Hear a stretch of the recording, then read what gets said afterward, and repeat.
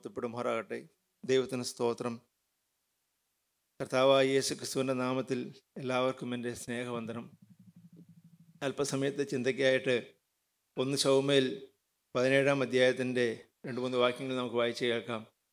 ഒരു ആട്ടിടയനായ ദാവീദ് അദ്ദേഹത്തിൻ്റെ അനുഭവങ്ങൾ പറയുമ്പോൾ നമ്മൾ പലതും അതിനെക്കുറിച്ച് ചിന്തിച്ചിട്ടുള്ളതാണ്. എന്നാൽ ആ ഭാഗം ഒന്ന് വായിച്ച് കേൾക്കാം. 17:34, 35, 36. ദാവീദ് ശൗലിനോട് പറഞ്ഞത്, അടിയൻ അപ്പന്റെ ആടുകളെ മേയിച്ചുകൊണ്ടിരിക്കുമ്പോൾ ഒരിക്കലൊരു സിംഹവും ഒരിക്കലൊരു കരടിയും വന്ന് കൂട്ടത്തിൽ നിന്ന് ആട്ടിൻകുട്ടിയെ പിടിച്ചു. ഞാൻ പിന്തുടർന്ന് അതിനെ അടിച്ചു. അതിൻ്റെ വായിൽ നിന്ന് ആട്ടിൻകുട്ടിയെ വിടുവിച്ചു. അത് എൻ്റെ നേരെ വന്നപ്പോൾ ഞാൻ അതിനെ താടിക്ക് പിടിച്ച് അടിച്ച് കൊന്നു. ഇങ്ങനെ അടിയൻ സിംഹത്തെയും കരടിയെയും കൊന്നു. ദൈവത്തിന് സ്തോത്രം. ഒരാട്ടിടയനായ ദാവീദ് ആട് നോക്കി നടക്കുമ്പോൾ ഒരിക്കലുണ്ടായ അനുഭവമാണ്. തൻ്റെ ആടിനെ ഒരു സിംഹം പിടിച്ചു, വേറൊരു ദിവസം കരടി പിടിച്ചു. ഒരിക്കലും ഒരു മനുഷ്യന് എതിർപ്പെടാൻ കഴിയാത്ത ശക്തമായ ഘോരമായ മൃഗമാണ് സിംഹവും കരടിയും.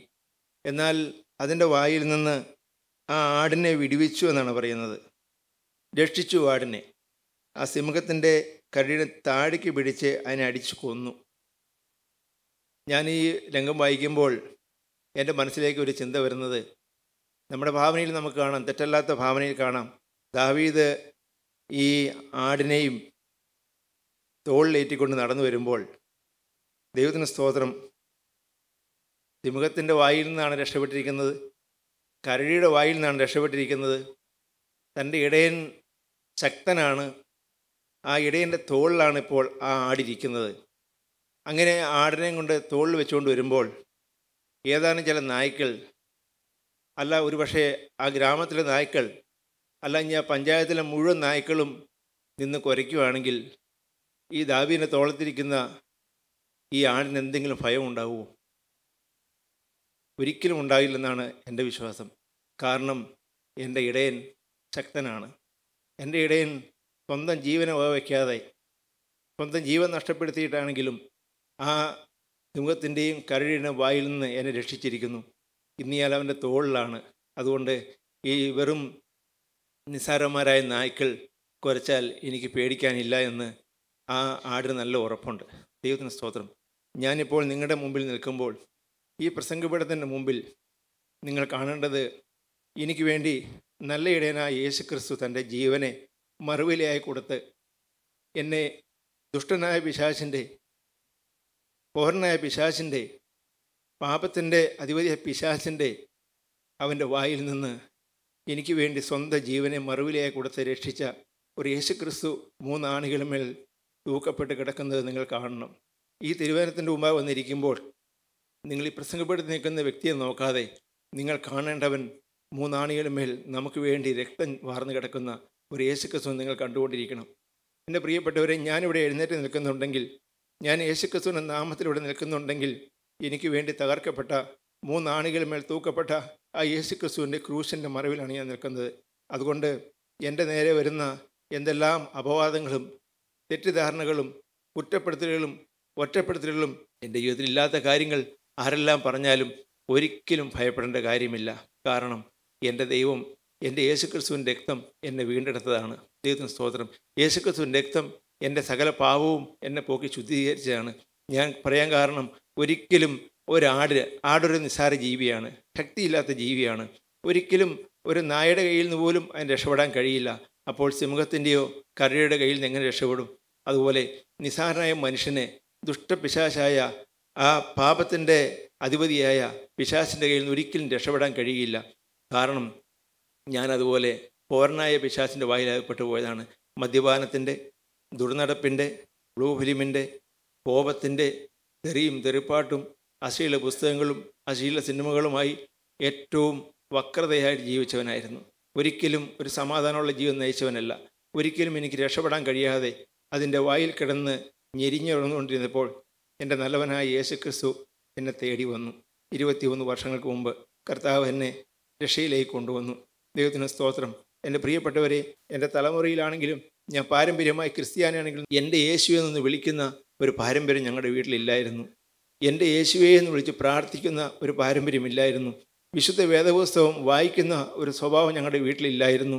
ഞങ്ങൾ പള്ളിയിൽ പോകുന്നവരാണ്, തീർത്ഥയാത്ര പോകുന്നവരാണ്, ഞാൻ കുർബാന അനുഭവിക്കുന്നവരാണ്. ഇന്നും അതേ കേട്ടോ, ഞങ്ങളായിരിക്കും പള്ളി മാറിയിട്ടില്ല, ഇടവ മാറിയിട്ടില്ല. എന്നാൽ കർത്താവായ യേശു ക്രിസ്തു എന്ന ഈ നല്ല ഇടയനെ ഞാൻ തിരിച്ചറിഞ്ഞിരുന്നില്ല. ഈ നല്ല ഇടയൻ്റെ ശബ്ദം ഞാൻ കേട്ടിരുന്നില്ല. നല്ല ഇടയനെക്കുറിച്ച് ഒരു കഥ പോലെ ചില കാര്യം കേട്ടിരുന്നുള്ളൂ. എന്നാൽ എൻ്റെ ജീവിതത്തിൽ അനുഭവമില്ലായിരുന്നു. ഞാൻ പറഞ്ഞല്ലോ, ഏറ്റവും അന്ധകാരത്തിൽ കിടന്നു. ആഭിചാരത്തിൻ്റെ ബന്ധനം ഉണ്ടായിരുന്നു. എൻ്റെ അപ്പൻ എനിക്ക് ജാതകം എഴുതി. ഞാൻ അതേ പാരമ്പര്യം തന്നെ ഞാൻ പിന്തുടർന്നു. എൻ്റെ മക്കൾക്ക് ഞാൻ ജാതകം എഴുതി. ശകുനം നോക്കും, രാഹുകാലം നോക്കും, നക്ഷത്രഫലം നോക്കും. എന്നാൽ എൻ്റെ കർത്താവായ യേശുക്രിസ്തു എന്ന നീതി സൂര്യൻ എൻ്റെ ഹൃദയത്തിൽ ഉദിച്ചു. യേശുക്രിസ്തു നീതി സൂര്യൻ എൻ്റെ ഹൃദയത്തിൽ ഉദിച്ചു കഴിഞ്ഞപ്പോൾ മറ്റുള്ള ഈ സൂര്യൻ്റെ പ്രകാശം കൊണ്ട് തിളങ്ങുന്നതായ നക്ഷത്രങ്ങളെല്ലാം ഞാൻ ഉപേക്ഷിച്ചു. നിങ്ങൾക്ക് കാര്യം മനസ്സിലായി കാണും. യേശുക്രിസ്തുവിനെ എൻ്റെ കർത്താവും രക്ഷിതാവും പിതാവുമായി സ്വീകരിച്ചു കഴിഞ്ഞപ്പോൾ വ്യർത്ഥമായ ആചാരങ്ങളും അനുഷ്ഠാനങ്ങളും, എൻ്റെ പിതാക്കന്മാർ ആചരിച്ചു പോകുന്ന ചില വ്യർത്ഥമായ ആചാരങ്ങളുണ്ട്. അതുകൊണ്ടാണ് പത്രോസ്ലീഹ പറഞ്ഞിരിക്കുന്നത്. പത്രോസ്ലീഹ ലേഖനത്തിൽ പറയുന്നുണ്ട്, വ്യർത്ഥവും പിതൃപാരമ്പര്യമായ നിങ്ങളുടെ നടപ്പിൽ നിന്ന് നിങ്ങൾ എടുത്തിരിക്കുന്നത് പൊന്ന്, വെള്ളി മുതലായ അഴിഞ്ഞു പോകുന്ന വസ്തുക്കൾ കൊണ്ടല്ല, യേശുക്രിസ്തു എന്ന നിഷ്കളങ്കവും നിർദോഷവുമായ കുഞ്ഞാടിൻ്റെ വലിയ രക്തത്താൽ അത്രയെന്ന്. ദൈവത്തിന് സ്തോത്രം. എൻ്റെ കർത്താവായ യേശുക്രിസ്തുവിനെ വീണ്ടെടുത്തപ്പോൾ, നീതിസൂര്യനായ യേശുക്രിസ്തു എൻ്റെ ഹൃദയത്തിൽ ഉദിച്ചപ്പോൾ, നല്ല ഇടയനായ യേശുക്രിസ്തു എൻ്റെ ജീവിതത്തിലേക്ക് വന്നപ്പോൾ എൻ്റെ ജീവിതത്തിൽ നിന്ന് പലവിധമായ അന്ധകാരങ്ങൾ മാറിപ്പോയി. പിന്നെ നക്ഷത്രങ്ങൾക്ക് അവിടെ വിലയില്ല. യേശുക്രിസ്തുവിൻ്റെ പ്രകാശമടിച്ച് ശോഭിച്ച ചില നക്ഷത്രങ്ങളുണ്ട്. ഭൂമിയിൽ വിശുദ്ധന്മാരുണ്ട്, അവർ ശ്രേഷ്ഠന്മാരാണ്. പക്ഷേ അവരെക്കാളെല്ലാം ഉപരിയായി ഏതു മനുഷ്യനെയും പ്രകാശിപ്പിക്കുന്ന വെളിച്ചം, സ്വർഗീയ വെളിച്ചം. യോഹന്നാന്റെ സുവിശേഷത്തിൽ പറയുന്നുണ്ട്, ഏതു മനുഷ്യനെയും പ്രകാശിപ്പിക്കുന്ന സ്വർഗീയ വെളിച്ചം എൻ്റെ മേൽ ഉദിച്ചു. ആ യേശുക്രിസ്തു എൻ്റെ ഹൃദയത്തിലേക്ക് വന്നപ്പോൾ, ആ യേശുക്രിസ്തുവിൻ്റെ പ്രകാശമടിച്ച് യേശുക്രിസ്തുവിൻ്റെ തേജസ്സുള്ള വിശുദ്ധന്മാരുടെ പിറകെ പോകുന്ന ആ ഒരു പ്രകൃതം ഞാൻ മാറ്റി. ഞാൻ ഈ ഭൂമിയിൽ ഞാൻ വിശുദ്ധന്മാരെ ആദരിക്കുന്നു, ബഹുമാനിക്കുന്നു. എനിക്ക് ഈ ഇതൊക്കെ വായിക്കുമ്പോൾ ഞാൻ ഏറ്റവും മാത്രം ആനന്ദിക്കുന്നു. കാരണം ദൈവത്തെ ധരിച്ച പിതാക്കന്മാർ നമ്മുടെ സഭയിലും ഉണ്ടായിരുന്നു. ദൈവത്തിന് സ്തോത്രം. ഈ തിരുവചനം കേട്ടപ്പോൾ ഒരു വാക്യം കൂടി വായിക്കാം. യോഹന്നാന്റെ സുവിശേഷം അതിൻ്റെ 10-ാം അധ്യായത്തിൻ്റെ 11-ാം വാക്യം വായിക്കാം. അവിടെ ഒരു നല്ല ഇടയനെ കുറിച്ച് കാണാം. 10:11. ഞാൻ നല്ല ഇടയനാകുന്നു, നല്ല ഇടയൻ ആടുകൾക്ക് വേണ്ടി തൻ്റെ ജീവനെ കൊടുക്കുന്നു. ദൈവത്തിന് സ്തോത്രം. നല്ല ഇടയനായ യേശുക്രിസ്തു ആടുകൾക്ക് വേണ്ടി തൻ്റെ ജീവനെ കൊടുക്കുന്നു. ഞാനിന്ന് അവൻ്റെ ക്രൂശിൻ്റെ മറവിലാണ്. ദാവീദിൻ്റെ തോളത്തിരുന്ന ആടിനെ പോലെ, ദാവീദിൻ്റെ തോളത്തെന്ന് പറയാനില്ല, ക്രിസ്തുവിൻ്റെ ക്രൂശിൻ്റെ പുറകിൽ നിൽക്കുവാൻ കർത്താവ് എന്നെ കൃപയാൽ എന്നെ ക്രൂശിൻ്റെ പുറകിലേക്ക് മാറ്റി നിർത്തി.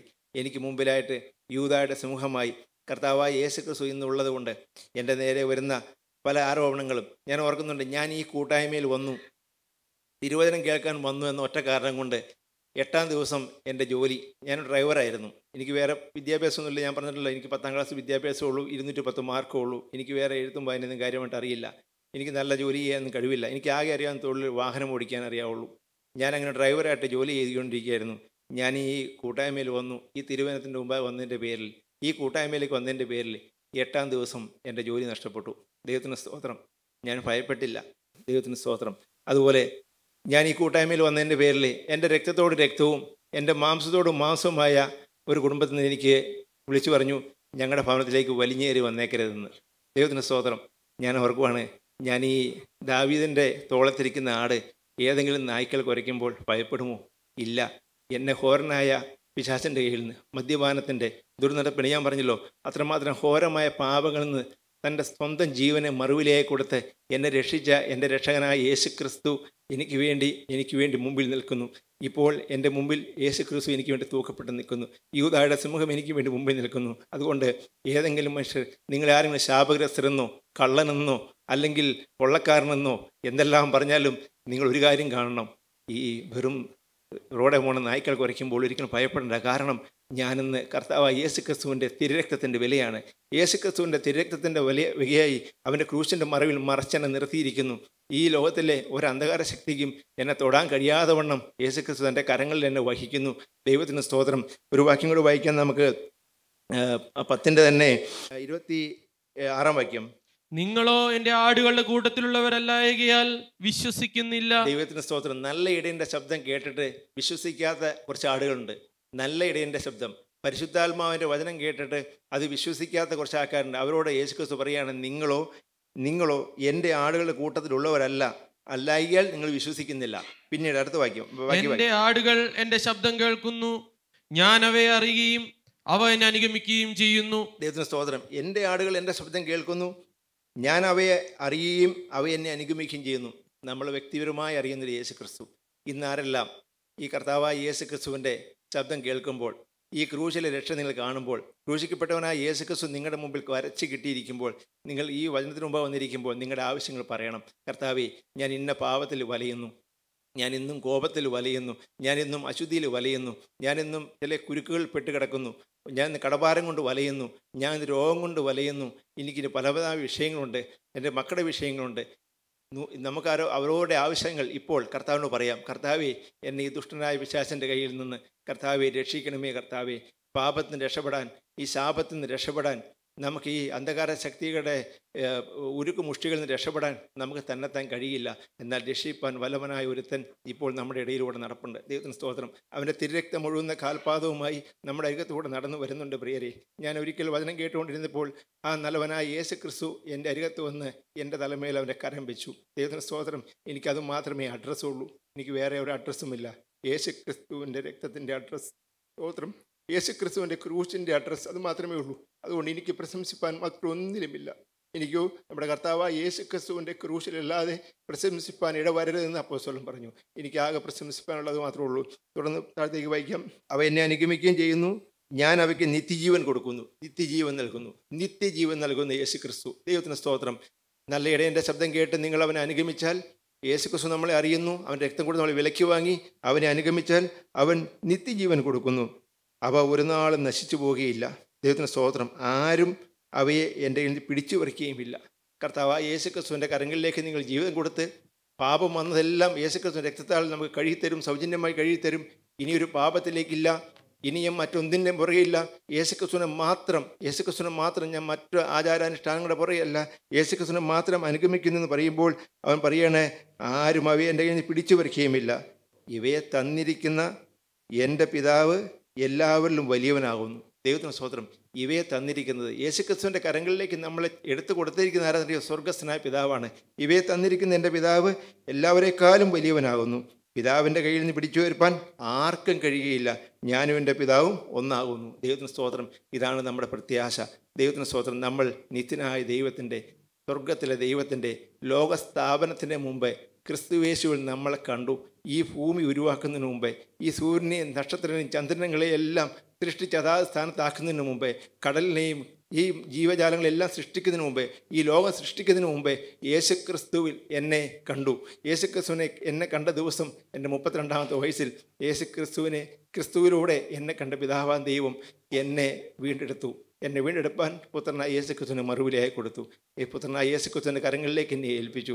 ഞാനതുകൊണ്ട് ഞാൻ എപ്പോഴും പ്രാർത്ഥിക്കും, കർത്താവേ, നിൻ്റെ തിരുരക്തം മുഴുകുന്ന കരങ്ങളിൽ, ആണിപ്പാടുള്ള കരങ്ങളിൽ നമുക്ക് നമ്മുടെ ജീവിതം സമർപ്പിക്കാം, നമുക്കുള്ളവരെ സമർപ്പിക്കാം, നമ്മുടെ ആവശ്യഭാരങ്ങൾ സമർപ്പിക്കാം, നമ്മുടെ രോഗങ്ങൾ സമർപ്പിക്കാം, നമ്മുടെ ഭാരങ്ങൾ സമർപ്പിക്കാം, നമ്മുടെ ശാപങ്ങൾ സമർപ്പിക്കാം. എന്തെല്ലാം കാര്യങ്ങളുണ്ടെങ്കിലും തിരുരക്തം മുഴുകുന്ന യേശുക്രിസ്തുവിൻ്റെ കരങ്ങളിലേക്ക് സമർപ്പിച്ചാൽ, വ്യക്തമായ തീരുമാനമെടുത്താൽ, ഞാൻ മനസ്സറിഞ്ഞൊരു പാപത്തിലേക്ക് ഇനിയില്ല, ഞാൻ എൻ്റെ കർത്താവിൻ്റെ പുറകെ, കർത്താവേ, നിൻ്റെ ശബ്ദം കേട്ടുകൊണ്ട്, നിൻ്റെ പരിശുദ്ധാത്മാവിൻ്റെ ശബ്ദം കേട്ടുകൊണ്ട്, ദൈവമേ, ഞാൻ നിന്നെ അനുഗമിക്കാൻ ഇന്നൊരു തീരുമാനമെടുക്കുന്നെന്ന് ആരെല്ലാം തീരുമാനമെടുക്കുന്നോ അവരെല്ലാം യേശുക്രിസ്തു കരങ്ങളിലെടുക്കും. പിന്നെ നമുക്ക് യേശുക്രിസ്തുവിൻ്റെ കരങ്ങളിൽ സുരക്ഷിതമായി ജീവിക്കാം. നിത്യജീവൻ നൽകും, നശിച്ചു പോകാൻ സമ്മതിക്കുകയില്ല. പിതാവിൻ്റെ കയ്യിൽ നിന്ന് അവരെ പിടിച്ചു വരപ്പാൻ ആർക്കും കഴിയുകയില്ല. ഞാനും എൻ്റെ പിതാവും ഒന്നാകുന്നു എന്ന് അരുളി ചെയ്ത യേശുക്രിസ്തു നമ്മുടെ അരികത്തുണ്ട്. പരിശുദ്ധാത്മാവ് നമുക്ക് വേണ്ടി ഇടിവിൽ നിൽപ്പുണ്ട്. പരിശുദ്ധാത്മാവ് നമുക്ക് വേണ്ടി തുണ നിൽപ്പുണ്ട്. നമ്മുടെ ബലഹീനതകളും നമ്മുടെ കുറവുകളും എല്ലാം മാറ്റി മറിച്ചുകൊണ്ട് നമ്മളെ ഒരു ജീവനുള്ള ദൈവം വഴി നടത്തുന്ന ശ്രേഷ്ഠകരമായ അനുഭവത്തിലേക്ക് കർത്താവിൻ്റെ പരിശുദ്ധാത്മാവ് നമ്മൾ വഴി നടത്തും. യേശുക്രിസ്തു നമുക്ക് തുണയുണ്ട്. യേശുക്രിസ്തുവിൻ്റെ രക്തം നമുക്ക് കാവലുണ്ട്. ദൈവനാമം മാത്രം മഹത്വം എടുക്കട്ടെ. ദൈവത്തിന് സ്തോത്രം.